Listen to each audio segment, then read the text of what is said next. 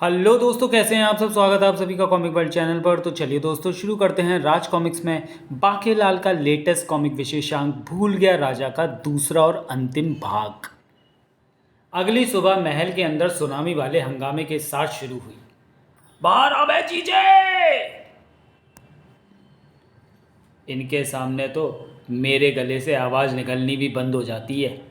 ये आवाज़ तो, हाँ, ये उन्हीं की आवाज़ है। अरे आरती मंत्री, तुम्हारा मुंह किसने काला किया? उसी आवाज़ ने जिसने आपको ऊपर से नीचे तक पीला किया। खान पान मंत्री जी, मैं तो कहता हूँ आप लोग आगे बढ़ो, मैं ज़रा मामला निपटा के आता हूँ, वरना खामखा माहौल ख़राब होगा। ओ जी, ऐसे कौन से जियाले आ गए जी जिसके कारण आप सभी के पजामे गीले हो गए जी? अबे कम बकत, ये जियाले नहीं, हमारे महाराज विक्रम सिंह के साले हैं। ओह तो ठीक है जी, पर आपने मेरी गर्दन क्यों दबोच रखी है जी? 7 साले यानी सोम मंगल बुध गुरु शुक्र शनि और रवि। हमें जीजी के दूध से सब पता चल गया है। तुम्हारी इतनी हिम्मत, हमारी बहन की चुटिया काटोगे? उससे पहले हम तुम्हारे मूंछों के सारे बाल उखाड़ लेंगे। कहाँ मर गए जीजे? किसी बिल में जाकर तो नहीं तुपक गए? खुद बाहर आते हो जीजे या हम अंदर आए? अबे वह हाथी है, कोई चूहा थोड़ी ना है जो बिल में दुबक जाएगा। आखिर सबको बाहर आना पड़ा। अरे साले साहब, आप लोग कब आए? हमें खबर कर दी होती, हम आ जाते आपको लेवा लाने को। आप यहीं रुकिए, मैं बिना आरती की आपको अंदर नहीं आने दूंगा। अरे कोई मुझे शरबत का प्रबंध करने के लिए बोलो, मैं नाश्ते का प्रबंध करवाता हूँ। आलू गोभी के पराठे, मटर पनीर की सब्जी, हलवा, दूध, बादाम। आप लोग कितने दुबले हो गए साले साहब। बोलो, सारी खुदाई एक तरफ, जोरू का भाई एक तरफ। बंद करो ये मक्खनबाजी। हम यहाँ अपना अतिथि सत्कार करवाने नहीं आए। जीजे को बाहर बुलाओ, हमें उनसे हिसाब लेना है। कहाँ छिप गया वह कायर, सामने क्यों नहीं आ रहा? हमारी बहन की छुट्टियाँ काटेगा वो मोटा सुअर। उसे फौरन बाहर बुलाओ, वरना। आप शांत हो जाइए, महाराज इस वक्त महल में नहीं है, वे बाकेलाल के साथ वन में गए हैं। वे संध्या तक लौट आएंगे, तब तक आप आराम करें। झूठ मत बोल पोपले बुड्ढे, हमें पता है मोटा डर के मारे बाहर नहीं आ रहा। उसे फौरन बाहर बुलाओ, वरना अगर हम अंदर गए तो। वाह भैया बचा लो, वह मोटा मेरी चुटिया काटने पर तुला है। ऐसे कैसे काट देगा वह तुम्हारी चुटिया? उससे पहले हम उसको गंजा कर, मुंह काला कर, गधे पर बिठाकर विशालगढ़ के साथ चक्कर लगवाएंगे। है कहाँ वह मोटा? पता नहीं, मैं तो पूरे दिन को भवन के अंदर थी। महाराज की याददाश्त चली गई है। बाकेलाल उनको राज्यकार सिखाने के लिए वन ले गया है। आप संध्या तक प्रतीक्षा करें। देख रहे हो भैया, मेरी चुटिया काटने के लिए झूठ बोल रहे हैं ये लोग। हम सच कह रहे हैं रानी जी, आप चाहो तो बाकियों से पूछ लो। इनकी बातों में मत आना भैया, ये सभी मिले हुए हैं। संध्या तक प्रतीक्षा करो जीजी, फिर देखो हम उसका क्या हाल करते हैं। अगर वह मोटा याददाश्त भूल जाने का नाटक भी कर रहा होगा तो हम उसकी वह गत बनाएंगे कि वह सचमुच अपनी याददाश्त भूल जाएगा। बाकीलाल, आज हम क्या सीखने वाले हैं? आज आप सीखने वाले हैं कुश्ती के दांव पेच। एक राजा के लिए ज़रूरी होता है कि वह शारीरिक रूप से बलिष्ठ हो, और उसके लिए सबसे अच्छा जरिया होता है कुश्ती। ये कुश्ती क्या भला होती है भैया? कुश्ती भला नहीं, कला होती है। इसके द्वारा लोग अपनी शारीरिक शक्ति का प्रदर्शन करते हैं। वह कैसे किया जाता है? वो चट्टान देख रहे हैं महाराज, उसे उठाने की कोशिश कीजिए। अभी लो। ओ क्षमा, ओ क्षमा, तुझे देख हुआ मुझे दमा। तेरी फूं बाकेलाल, तेरी फूं की फूं। जब भी कोई अच्छा कार्य करो, टोक लगाना ज़रूरी होता है क्या बे? मुंह संभाल कर बात करो बाकेलाल, मैं महामंत्री धर्म सिंह बोल रहा हूँ। ओ क्षमा कीजिए महामंत्री जी, तुम्हें लगा कि तुम महाराज के मुंह लगे हो तो किसी से भी कैसे भी बात कर सकते हो। बात करने की तमीज़ भूल गए तुम, हाँ? वो मैं, खैर छोड़ो। तुम जैसे जाहिल इंसान से भद्रता की अपेक्षा करना फिजूल है। हमें ये बताओ कि आज तुम महाराज को क्या सिखाने वाले हो? आज मैं महाराज को शारीरिक सौष्ठव का प्रशिक्षण देने वन आया हूँ। उसके लिए वन जाने की क्या जरूरत थी? यह कार्य तो तुम राजकीय व्यायामशाला में करवा सकते थे। क्या योजना चल रही है तुम्हारे कुटिल मस्तिष्क में, सच बताओ। ग्रर, भरे दरबार में मेरी कच्ची कर दी सेनापति के बच्चे, छोड़ूंगा नहीं। सेनापति के बच्चे, सिर्फ काम की बात कर, अपनी होशियारी मत झाड़। महाराज को कैसे सिखाना है ये मैं तय करूंगा। ले महाराज से बात कर। हे रहने दो बाकी, मुझे पूरा विश्वास है कि तुम जो करोगे ठीक ही करोगे। सेनापति का बच्चा बार बार मेरे कार्य में उंगली करता है उसकी तो मैं। और तू मोटे, मूर्ति की तरह क्यों खड़ा है? तेरी बहन की मेहंदी चल रही है क्या? चल उठा वो चट्टान। हाँ हाँ हाँ, उठाता हूँ। कितना अच्छा लग रहा है, क्या झाड़ पिलाई मोटे को। कुश्ती के दांव पे सीख रहा है मोटा, पर ये तेरे किसी काम नहीं आएगा, क्योंकि ये तेरी ज़िंदगी की आखिरी कुश्ती होगी। ये देख। ओह, देखेगा कैसे? मैं तो छिप के बैठा हूँ। फिर भी मैं मन ही मन में ज़ोर ज़ोर से बोलूँगा। वैसे तो मेरा यहाँ ज़ोर से बोलना बनता नहीं है, मगर मैं इसे ज़ोर ज़ोर से नहीं बोलूँगा तो कहानी आगे कैसे बढ़ेगी। ये है वैध विषाणु द्वारा बनाया गया विषाणु काढ़े का टीका। इसको जैसे ही मैं इस वृक्ष में डालूंगा, यह वृक्ष से वृक्ष पशु में बदल जाएगा और तुझे पल भर में चीड़ फाड़ कर रख देगा। ओह, मैं तो जासूस हूँ। इतनी जोर से मन में भी नहीं बोलना चाहिए, क्योंकि पाठकों के भी कान होते हैं। किसी ने सुना तो नहीं ने? चलो, सुना भी हो तो मेरा क्या उखाड़ लोगे? कॉमिक्स में घुसोगे क्या? ये डाला मैंने विषालु काढ़े का टीका। बाकीलाल, हमने चट्टान उठा ली, अब क्या करें? अब इस चट्टान को उठाकर इस क्षेत्र के 4 चक्कर लगाने। वह कैसे होगा? वह ऐसे होगा, सटाक। हाय हाय, ये क्या कर रहे हो बाकीलाल? हमें दर्द हो रहा है और सांस भी फूल रही है। मर्द को दर्द नहीं होता महाराज, यह आपकी परीक्षा है। भले ही दम फूल फूल कर फट जाए, पर आपको चक्कर पूरे करने हैं। आज तो मोटे को दौड़ा दौड़ा कर इसका दम निकाल दूंगा। ये क्या हो रहा? ये क्या भला है? रुक जा मेरे शिकार, भागता कहाँ है? तुझे कुश्ती सीखनी थी ना? आजा, तेरी ये आखिरी इच्छा मैं पूरी करूंगा। ये क्या कह रहा है बाकीलाल? ये आपको कुश्ती की चुनौती दे रहा है महाराज। इस पर चट्टान उछालकर इसकी चुनौती का उत्तर दीजिए। अभी लो, धार!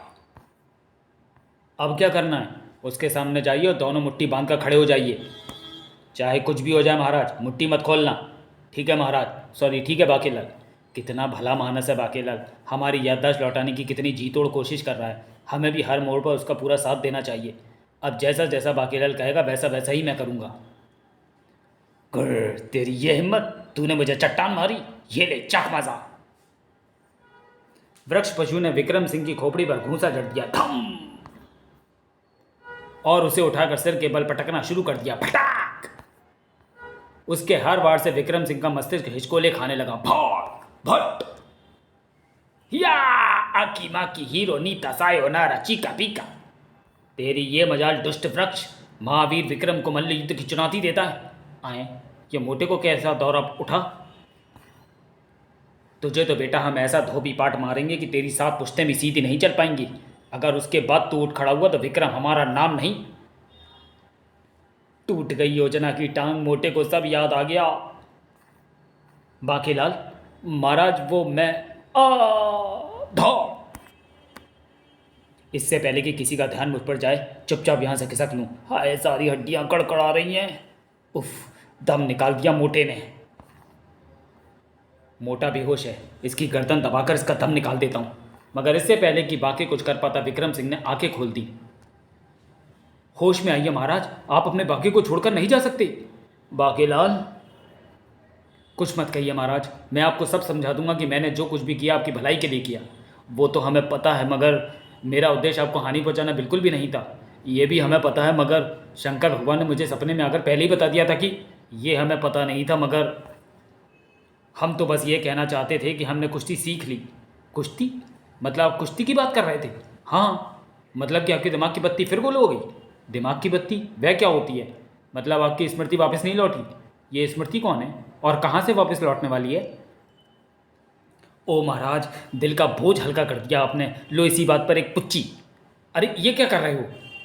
ये अपनी खुशी का इजहार करने का तरीका है महाराज। जब हम बहुत खुश होते हैं तो ऐसे ही सामने वाले की पुच्ची लेते हैं। अच्छा, ऐसा क्या? फिर तो हम भी तुम्हारी पुच्ची लेंगे। नहीं, छोड़ मुझे। उफ, ये बदबूदार पुच्ची फिर से नहीं। वाह, मज़ा आ गया। ऐसा आनंद हमें पहले कभी नहीं मिला। अब से जब भी हमें प्रसन्नता की अधिकता महसूस होगी, हम इसी प्रकार तुम्हारी पुच्ची लेंगे। अब बताओ आगे और क्या सीखना है? एक अल्प विराम के बाद बताऊंगा महाराज। उससे पहले चक्राते सिर को काबू में करना होगा। अपराह के भोजन का समय हो गया, परंतु तुम लोगों की सब्जी अब तक नहीं चढ़ी। पता है ना, अगर सालों को समय पर भोजन नहीं मिला तो क्या समस्या उठ खड़ी होगी? वह जब होगी तब होगी कानपन मंत्री जी, पर फिलहाल तो सब्जी की समस्या उठ खड़ी हुई है। क्या मतलब? रसोई की सारी सब्जियां गायब हो गई हैं। 505 लोगों के भोजन की सब्जियां गायब हो गई। खान पान मंत्री जी, कल रात तक सब्जियां रखी थी और सुबह सारी सब्जियां नदारद। फिर मंडी भेजकर 8 बैलगाड़ियों में सब्जी मंगवाई, मगर जब भोजन बनाने के लिए सब्जी के बोरे खोले तो सभी बोरे खाली निकले। हैं, ये क्या भूतिया पाया? कोई मनो सब्जी कैसे गायब कर सकता है, वो भी बिना किसी की नज़र में आए? हाँ, वही तो मैं कह रहा हूँ। ये काम तो यदा कदा आप ही करवाते हैं जब आपके गांव में किसी रिश्तेदार के घर शादी होती है। चुप का भगत, ये कोई ढिंढोरा पीटने वाली बात है क्या? ये बता कि अब क्या करना है? इतने कम समय में अब दाल चावल ही बन सकते हैं। बांकेलाल जी, जो महाराज की तोंद के आकार का कटहल लाए थे वह अब तो भंडार गृह में रखा है, उसका क्या करना है? हैं, जो भी मनोभारी सब्जी के बोरे गायब कर रहा है उससे वो कटहल कैसे छूट गया? जैसे भी छूट गया, तुम फिलहाल उस कटहल की सब्जी बनाकर सातों सालों को पेल दो, बाकी लोग दाल चावल खाकर गुजारा कर लेंगे। अल्प विराम समाप्त हुआ महाराज, और अब समाप्त होने की बारी आपकी है। मेरा मतलब आपकी प्रतीक्षा की घड़ी अब समाप्त होने वाली है। हम अगले कार्य सीखने के लिए आतुर हो रहे हैं। आपकी सारी आतुरता आपकी जान के साथ निकल जाएगी। मेरा मतलब कि जल्दी ही आप जान जाओगे कि अगला कार्य क्या है। मैं भी अपनी मरहम पट्टी करके वापस आ गया हूँ। एक सच्चे गुप्तचर की यही पहचान है, चाहे शरीर साथ दे ना दे, पर जो कार्य दिया गया है वो हर हाल में पूरा होना चाहिए। आए महाराज, अब मैं आपको युद्धाभ्यास करवाऊंगा। एक राजा को शत्रु की सेना को चीरते हुए गुजरना पड़ता है, तो चीर कर गुजरने का अभ्यास आवश्यक है। महाराज, वह देखिए, वो चला आ रहा है भेड़ों का झुंड। आपको उन्हें शत्रु की सेना समझकर उनको चीरते हुए गुजर जाना है, किंतु पहले मंत्रियों को तेरी फूं की फूं पर बता दीजिए। तेरी फूं की फूं महाराज। और भाई, क्या हाल चाल है? बाल बच्चे राजी? हाल चाल बाल बच्चे, वह क्या होता है? सेनापति महाराज से बात कर रहे हो या राजपाल से? तमीज से पेश आओ, केवल काम की बात पूछो। मेरा मतलब है महाराज कि अब आप कौन सा अभ्यास करने जा रहे हैं? मैं अब युद्धाभ्यास कर रहा हूँ, शत्रुओं को चीर कर गुजर जाने का अभ्यास करने जा रहा हूँ, और मेरे सामने है मोटी भेड़ों का झुंड, किंतु स्वर तो हाथियों का आ रहा है। यह महाराज की चिंगाड़, मेरा मतलब ललकार का स्वर है। सेनापति, अब तुम अपनी चोंच बंद करो, महाराज को युद्धाभ्यास करने दो। महाराज, वह रहा हाथियों, मेरा मतलब भेड़ों का झुंड। जाइए, झुंड के बीच में से वायु के झोंके के समान दौड़ते हुए गुजर जाइए। अच्छा, ये बात। किंतु बाकेला, ये दौड़ना क्या होता है? महाराज, ऐसे तीव्र गति से चलने को दौड़ना कहते हैं। बस अपने चलने की गति बढ़ाते जाइए, बढ़ाते जाइए। ये तो अत्यंत सरल कार्य है। चिंपो, जो दौड़ में विजयी होगा वही होगा नया गजराज। चिंपो, पहले चिंगाड़ प्रतियोगिता, फिर तैराकी प्रतियोगिता, फिर सूंड लड़ा प्रतियोगिता, और अब दौड़ प्रतियोगिता, किंतु कोई भी विजेता नहीं बन पा रहा। चिंपो, पता नहीं इस बरस हमारा कोई नया राजा बनेगा भी या नहीं। हे। मेरे हाथ में थमे इस यंत्र का नाम है कानफोड़ू, महान वैज्ञानिक कणकटु का बनाया हुआ धासु तंत्र। इसकी खासियत पता है क्या है? नहीं पता ना? कैसे पता होगी, मैंने बताई नहीं है अब तक। और बताऊंगा भी नहीं। आखिर मैं मजा हुआ गुप्तचर जो हूँ, जो अपनी योजना की भनक अपने साए तक को नहीं लगने देता। जैसे ही मैं इस यंत्र का प्रयोग उस हाथियों के झुंड पर करूंगा, हाथियों में बावलेपन के लक्षण प्रकट होने लगेंगे। ई की होंदिस, मुझे कुछ हो रहा है, कुचलने का दिल कर रहा है, सब कुछ कुचलने का दिल कर रहा है। वह सामने एक मोटा चला रहा है, सबसे पहले इसे ही कुचलता हूँ। अबे जा फेंकू, एक चींटी भी कुचली है क्या तूने? इसे तो रौंदूगा, रौंद ही रौंदेगा। नहीं, इसे मैं कुचलूंगा, मेरा नाम कुचलू है, पहला हक मेरा बनता है। अरे वाह, हाथियों का झुंड तो एकाएक आक्रामक हो उठा है। अब तो मोटा हाथियों के नीचे कुचला ही कुचला। महाराज, और जोर लगाकर दौड़िए, एक भी हाथी, मेरा मतलब है एक भी भेड़ बचनी नहीं चाहिए। ठीक है बाकीलाल, एक भी नहीं बचेगी बाकीलाल। अरे ये क्या, जमीन कांप रही है, भूकंप आ रहा है। यह भूकंप उस व्यक्ति के दौड़ने के कारण उत्पन्न हो रहा है। ऐसा चमत्कार तो आज तक हमारी संयुक्त शक्ति भी नहीं कर पाई। उसके दौड़ने की गति से आंधी सी चल पड़ी है। ये आंधी तो हमारे पाँव उखाड़े दे रही है। यह आंधी नहीं, मानव है जो तूफान किसी ताकत से हमारे बीच में से होकर गुजर रहा है, और उसके धक्कों से हम तिनकों के समान उड़े जा रहे हैं। हाँ, ये क्या हो रहा है? मोटे के दौड़ने की गति से आंधी कैसे चल पड़ी, और आंधी भी ऐसी कि हाथियों तक को उछाल फेंका। हाँ, ये क्या हो रहा है? मैं कोई सपना तो नहीं देख रहा? कोई मुझे झकझोर दो जरा। गुप्तचर की मांग फौरन कबूल हो गई। काक! नहीं, मैंने सिर्फ झकझोरने को कहा था। हाथियों का झुंड अब भी उस सदमे से उभरने की कोशिश कर रहा था। चिंपो, हमारे पूर्व गजराज गज्जी दंत के पाँव की हड्डी टूट गई, बाकियों की हालत भी पतली है। मैं प्रतियोगिता से अपना नाम वापस लेता हूँ, मुझे नहीं बनना राजा वाजा। मूर्खों, राजा का निर्णय तो हो गया। क्या? कैसे? कौन है हमारा राजा? वह बलशाली मानव जिसमें है कई गजों की शक्ति। सही कहा, यही हो सकते हैं हमारे गजराज। तो आओ हम अपने नए गजराज का स्वागत करें। और फिर आइए महाराज, खाइए, केले ताजे हैं। बाहरो फूल बरसाओ, हमारा गजराज आया है। अरे ये नहीं हो सकता, हाथी तो मोटे की आओ भगत में लग गए। अरे बाकेलाल आओ, तुम्हें भी भूख लगी होगी, लो ये पीला खा लो। महाराज इसे पीला नहीं केला कहते हैं। यह बंदा मुझे कुछ ठीक नहीं जान पड़ रहा, दूं क्या एक सूंड घुमा कर? नहीं रहने दे, ये हमारे गजराज का परिचित लगता है। महाराज संध्या गिराइए, अब हमें वापस महल लौटना होगा, शेष अभ्यास कल। सत्यानाश, मोटा आज भी नहीं मरा। अच्छा महाराज आते रहना, विदा साथियों। अब एक कम वक्त हो, कोई मुझे भी तो देखो, मैं तुम्हारा भूतपूर्व गजराजू, कोई मजाक नहीं। आज का दिन काफ़ी अच्छा गया, हमने कुश्ती और दौड़ भी सीख ली और खाने को भरपेट पीले भी मिल गए। पीले नहीं मोटे, केले खा ले बेटा, जितने पीले खाने हैं खा ले। कल तुझे हमेशा के लिए पेल ना दिया तो पीले, मेरा मतलब बांके मेरा नाम नहीं है। और फिर महल तक पहुंचते पहुंचते संध्या पूरी तरह पसर चुकी थी। ओह, महल में तो पूरा सन्नाटा पसरा हुआ है, कोई द्वारपाल भी नहीं है। रुक जाओ बाकेलाल, यहाँ से आगे बढ़ने की कोशिश मत करना। कौन हो तुम लोग? धीरे बोलो बाकेलाल। ये मैं हूँ महामंत्री धर्म सिंह, चुपचाप हमारे पीछे आओ। अरे महामंत्री जी, आप लोग, बात क्या है? क्या महल में शत्रुओं का हमला हुआ है? हमला तो हुआ है, पर शत्रुओं का नहीं बल्कि महाराज के सालों का। महाराज के सातों साले आज सुबह सुबह महल में आधम के हैं। वे महारानी के बुलावे पर महाराज से बदला लेने के लिए आए हैं। वे महाराज के मूंछ के बाल उखाड़ना चाहते हैं। ओत्री, हमने बड़ी मुश्किल से उनको सुबह से रोका हुआ है। अगर महाराज का उनसे सामना हो गया तो भगवान जाने क्या अनर्थ होगा। इसलिए जब तक हम उनको समझा बुझा कर रफा दफा नहीं करते, महाराज को उन सालों से बचा कर रखना होगा। बाकेलाल, ये साला क्या होता है? महाराज, साला एक प्रकार का खतरनाक जानवर होता है जो बीवी नाम की खतरनाक बला के साथ मुफ्त में आता है और ज़िंदगी भर भगोड़ता रहता है और इंसान उससे बचने के लिए कुछ कर भी नहीं पाता। अच्छा, हम लोग चलते हैं बाकेलाल, वरना सालों को शक हो सकता है। हाँ आप लोग निकलिए, फिर मैं सोचता हूँ कि इस नई परिस्थिति का लाभ मैं कैसे उठा सकता हूँ। दूसरी तरफ भोग लगाइए साले साहब, भोग को आग लगाओ। पहले ये बताओ कि जीजा कहाँ है, अब तक आया क्यों नहीं? वे बस आते ही होंगे, आप भोजन तो शुरू करें। जब तक हम जीजे का दिमाग ठिकाने न लगाते एक निवाला भी अंदर नहीं जाएगा। हमने महाराज को तेरी फूं कर दिया है साले साहब, आप भोग लगाओ।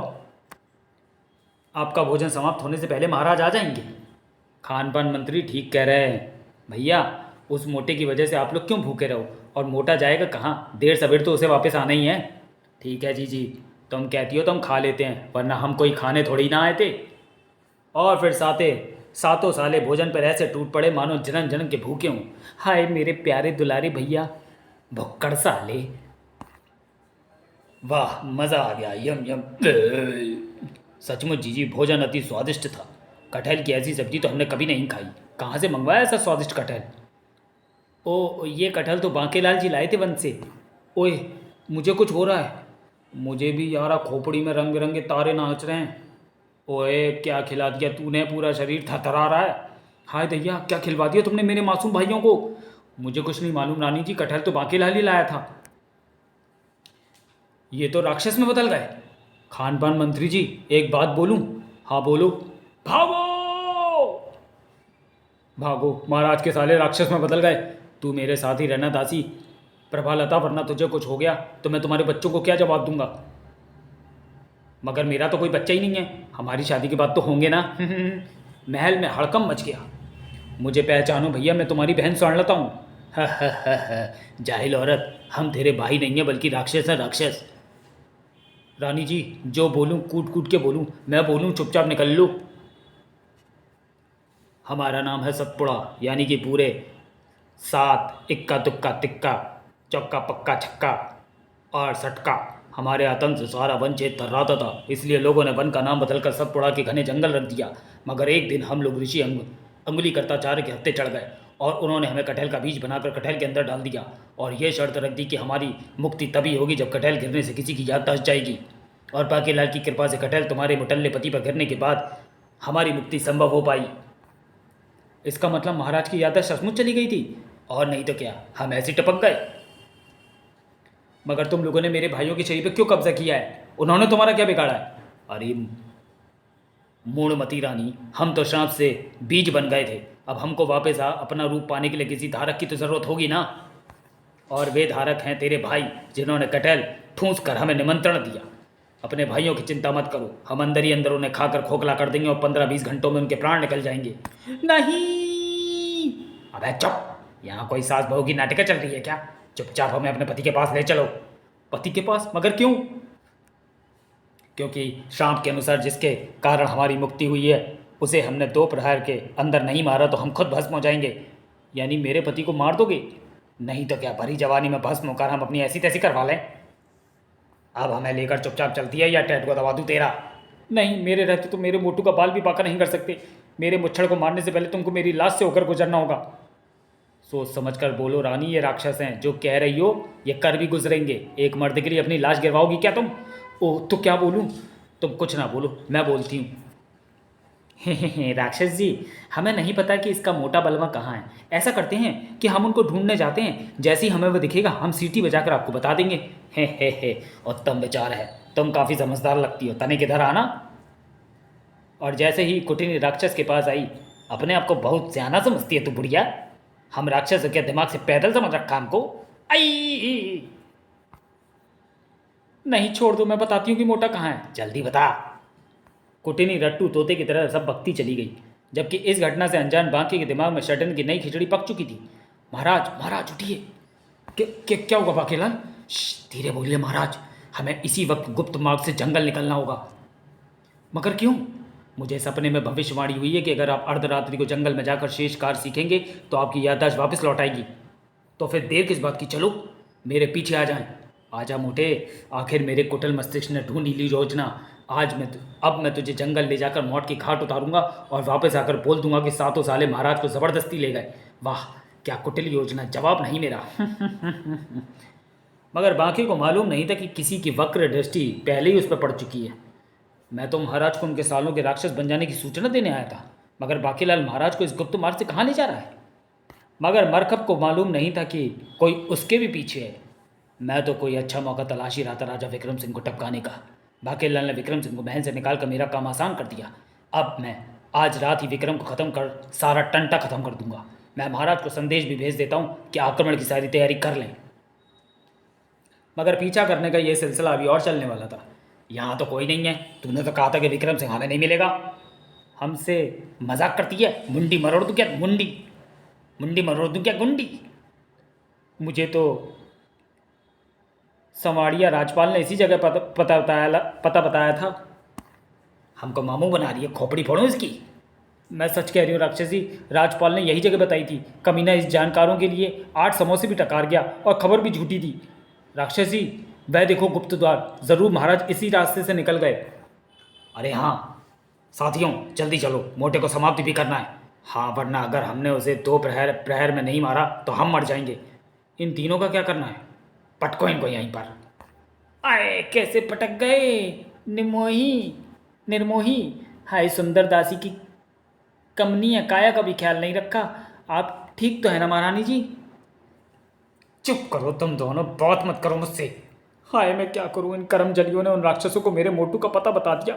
अब वे राक्षस मेरे भैया और सैया दोनों को मार देंगे और मैं भरी जवानी में विधवा हो जाऊंगी। हाय, एक बच्चे की माँ से कोई दूसरी शादी भी नहीं करेगा।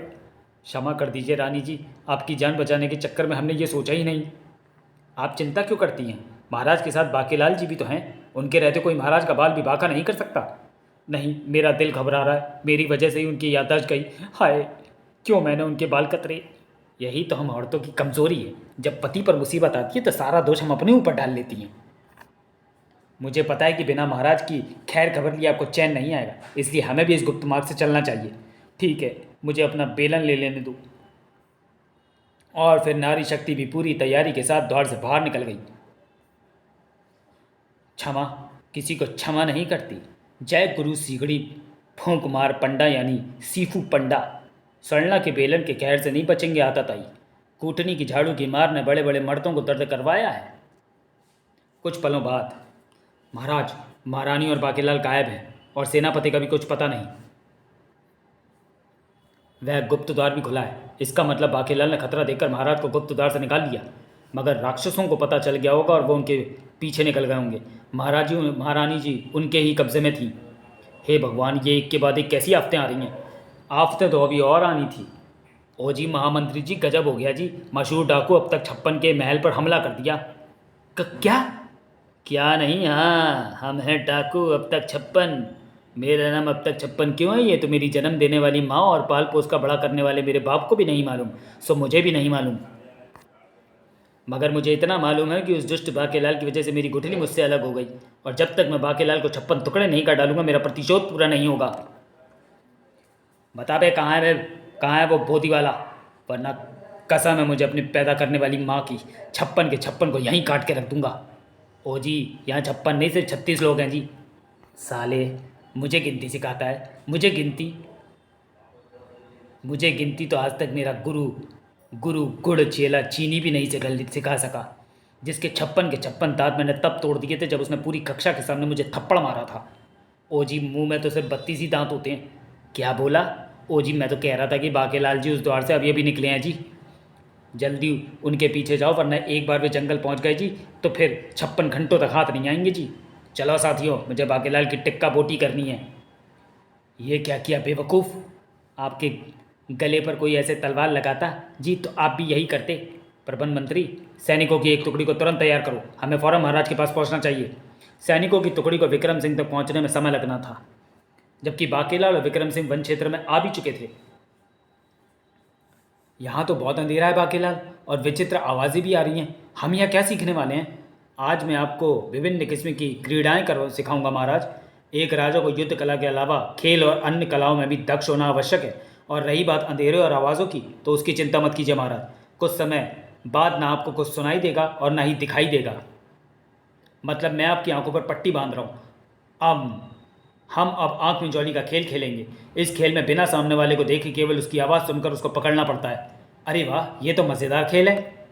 महाराज, अब आप मेरी आवाज़ सुनकर मुझे पकड़ने की कोशिश कीजिए और मैं आपको अपने पीछे लगाते हुए ले चलता हूँ दलदल की तरफ।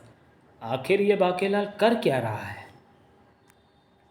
अर्धरात्रि को सुनसान जंगल में बाकेलाल विक्रम सिंह के साथ आंख मिचौली क्यों खेल रहा है? खैर मुझे क्या, यहाँ आसपास एक दलदल है। अगर मैं इनको उस दलदल की तरफ खींच कर ले जाने में सफल हो गया तो मेरा कार्य एक झटके में पूर्ण हो जाएगा, और इस काम में मदद करेगा मेरा ये नन्हा अजगर। इसे मैंने हासिल किया था महान विश्व विशेषज्ञ आचार्य नागफनी से। वह अपनी नाक सर्फों से साफ करवाता था। जब इसे ज़मीन पर छोड़ा तो वह बड़ा और बड़ा होता जाता है। बस मैं जहाँ मोटे को लाना चाहता था वह जगह आ गई है। अब बस मोटे को आवाज़ देकर इस तरफ बुलाना है। महाराज इधर, मैं यहाँ हूँ। ओह, तो ये योजना है इस दुष्ट की। मगर इससे पहले कि विक्रम सिंह दलदल की तरफ पहुँच पाता, अरे हमारा पाँव किसने जकड़ लिया? अरे दलदल की तरफ बढ़ते मोटे को अजगर ने पकड़ लिया है। ना सिर्फ जकड़ लिया है बल्कि उसे लेकर दलदल में लुढ़क गया है। ये तो सोने पर सुहागे वाली बात हो गई। अब तो मोटा मरे ही मरे। दुष्ट बाकेलाल, तो आखिर तुम्हारी योजना सफल हो ही गई, मगर बचोगे तुम भी नहीं। सेनापति, मैं तो कोई दलील मत देना, मैंने सब अपनी आंखों से देखा है। मरने के लिए तैयार हो जाओ। भाग ले बेटा बाके, भागता कहाँ है कायर, रुक। काम हो गया, अब ये नहीं बचेगा। चलकर महाराज मरियल को यह खुशखबरी देनी चाहिए। खुशखबरी देने के चक्कर में अजायब ऐसा भागा कि वो ये देख ही नहीं पाया कि उसका शिकार अब भी न सिर्फ जीवित है या बल्कि उसके हथियार को ही इस्तेमाल करते हुए दलदल से बाहर भी आ गया है। हे, तू दलदल से बाहर आ गया, अच्छा हुआ, क्योंकि अगर तू दलदल में मर जाता तो हम तुझको नहीं मार पाते, और अगर हम तुझको नहीं मारते तो हम खुद भी मारे जाते। मगर अब हम तुझको यहीं चीड़ फाड़ कर सुखा देंगे। ऐसा नहीं होगा दुष्ट राक्षसों। उससे पहले मैं बेलन मारकर तुम्हारा सिर फोड़ दूंगी। नहीं, हमें बेलन से मत मारो।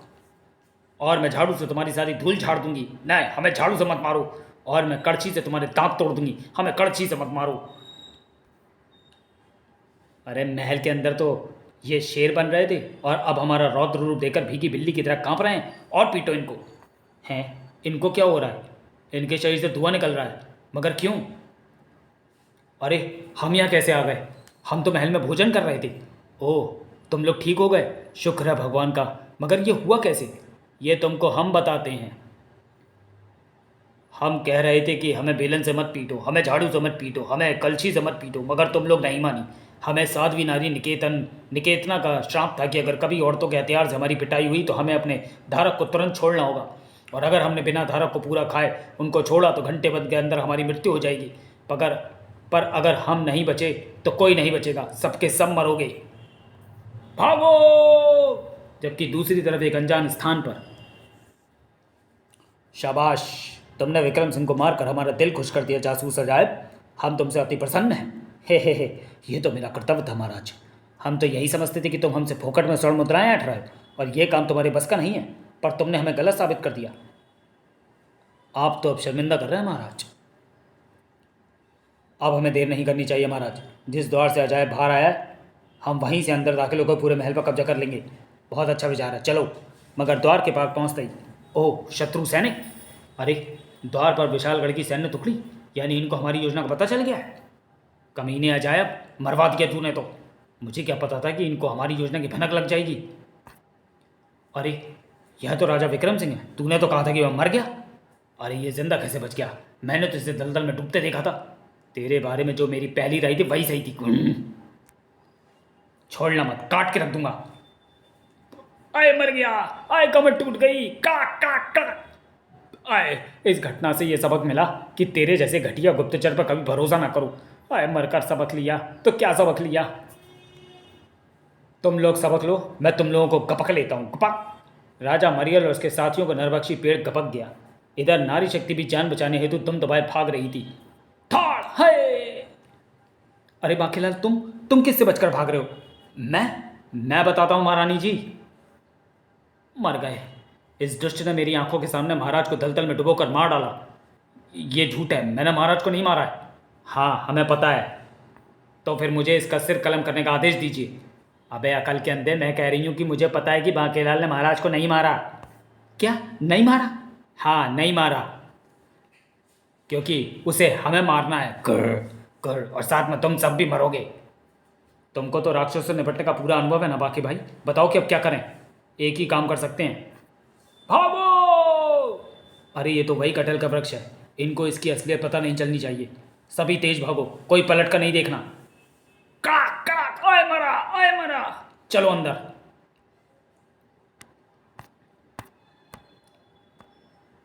अरे, आप लोग कहाँ भागे जा रहे हो? महामंत्री जी, आप यहाँ कैसे? हम लोग तो महाराज को बचाने के लिए आए थे, मगर हमारा सामना शत्रु सैनिकों से हो गया। और फिर महामंत्री सब कुछ बताते चले गए। डाकू अब तक 56। हाँ, मैं तेरे महाराज मेरे कब्जे में है। अगर इसकी सलामती चाहती हो तो बाकीलाल को मेरे हवाले कर दो। ओह, इसका मतलब राक्षसों से बचकर भागते महाराज के पीछे शत्रु सैनिक लग गए होंगे। मगर फिर महाराज कहाँ गए? तुम्हारे महाराज हमारे पास हैं। सॉरी, इसके बाद ये था। तो मैं बाकीलाल चाहिए, मगर क्यों? क्योंकि इसकी वजह से मेरी गुठली मुझसे हमेशा के लिए जुदा हो गई और अब मैं इसका सिर धड़ से जुदा करूँगा। और अब तक 56 उनको सब कुछ बताता चला गया, और सब कुछ बताने के बाद और इस तरह इसने मुझसे अपने गुप्त शत्रु विक्रम सिंह को मरवाने के लिए नरबक्षी कटहल के पेड़ की जानकारी हासिल कर ली और मुझे अपने ससुर का हत्यारा बना दिया। कहीं ये वही कटहल का पेड़ तो नहीं जिसमें तोंद के आकार का कटहल उगता है? हाँ, वही। देखा महारानी जी, मैं आपसे पहले ही कह रहा था कि ये दुष्ट महाराज को मारने की कोशिश कर रहा था और इसने महाराज को दलदल में डुबोकर मारने की कोशिश की भी थी। इस कमीने को फौरन अब तक 56 के हवाले कर दो और महाराज को स्वतंत्र करवाओ। इससे पहले कि ये लोग मुझे स्वर्गवासी बना दे, मुझे खिसक लेना चाहिए। भागता काय बाके, आज तो मैं तेरा किस्सा खत्म करके ही जाऊंगा। नहीं, उसे छोड़ दे सेनापति, वह मेरा शिकार है। रानी जी क्षमा करना, मगर मुझे लगता है बाकीलाल जी निर्दोष है। उन्होंने कई बार ऐसी ही संदिग्ध अवस्था में महाराज की रक्षा की है। हो सकता है शंकर भगवान ने उनको सपने में कोई भविष्यवाणी की हो और ये सब वो महाराज को बचाने के लिए कर रहे हो। महामंत्री जी ठीक कह रहे हैं, और ये मुँह मरकब तो वैसे भी बाकीलाल जी से जलता है। ओह, ये मैंने क्या किया? अब क्या करूं? अब जो भी करेंगे हम करेंगे। हमने देखा है कि बाकीलाल हमारी याददाश्त लौटाने के लिए कितना कष्ट सह रहा था। हम अपनी आंखों के सामने उसे मरने नहीं देंगे। हम जा रहे हैं उसे बचाने के लिए। हमें भी चलना चाहिए। जानता है मरकब, महाराज की याददाश्त कैसे गई थी? कैसे गई थी?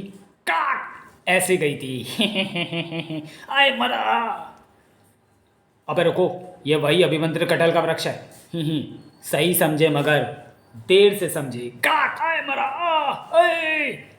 हाय ये क्या, मैं तो मर रहा हूँ। ओ 3 दिन पूरे हो गए, मगर मेरी मृत्यु तो उसके हाथों से होनी थी जो शिव कृपा से उत्पन्न हुआ है। घबराना मत बाके, मैं आ रहा हूँ। आजा मोटे, तू भी आजा। काक, अरे ठंड पै गई। ओह ये लोग भी पहुंच गए, आ जाओ। और तुम सभी भी मर जाओ ताकि मेरा रास्ता पूरी तरह साफ हो जाए। उफ ये क्या उधम मचा रखा है सबने, कोई शांति से तपस्या भी नहीं करने देता है। ये क्या हो रहा है, मेरा श्राप टूट गया। मैं देववृक्ष पाजी खेत हूँ। मैंने ऋषि उंगली करताचार्य की तपस्या में उंगली की तो इन्होंने श्राप देकर मुझे नरभक्षी वृक्ष में बदल दिया। और मेरी मुक्ति तभी होनी थी जब मैं एक ही दिन में 101 पापियों को खाता, और आज बाकेलाल के कारण ये संभव हो पाया। उंगली करने की कीमत तो सबको चुकानी ही पड़ती है, क्यों बेटा बाकेलाल? आखिर तू भी उंगली करने से बाज नहीं आया ना। अब बता तुझे श्राप देकर क्या बनाऊं?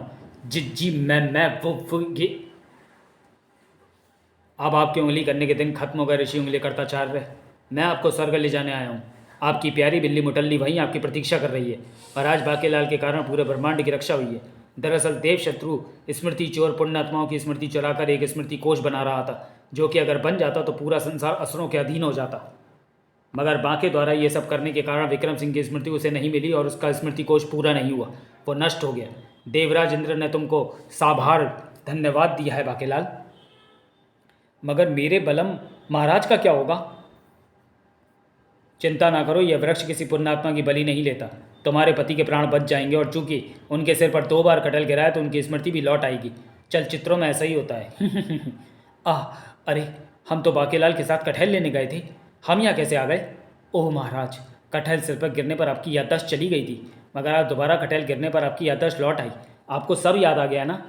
हाँ हमें सब याद आ गया है, और ये भी याद आ गया कि हमें तुम्हारी चुटिया काटनी थी। ओह नहीं भैया बचाओ, रुक जाओ जीते वरना। मुझे समझ नहीं आ रहा कि मैं हंसूं या रोऊं। अब तो आदत सी हो गई ऐसे जीने में। अरे ओ बोधी वाले भैया, तुमको पता है कि मैं कौन हूँ? तेरी तो गई बेटा, अब मैं तबीयत से तेरी याददाश्त वापस लाऊंगा। समाप्त। तो चलिए दोस्तों, वीडियो को यहीं समाप्त करते हैं और मिलते हैं बाकेलाल सीरीज की किसी अगली कॉमिक्स में अगले वीडियो में। तब तक के लिए धन्यवाद।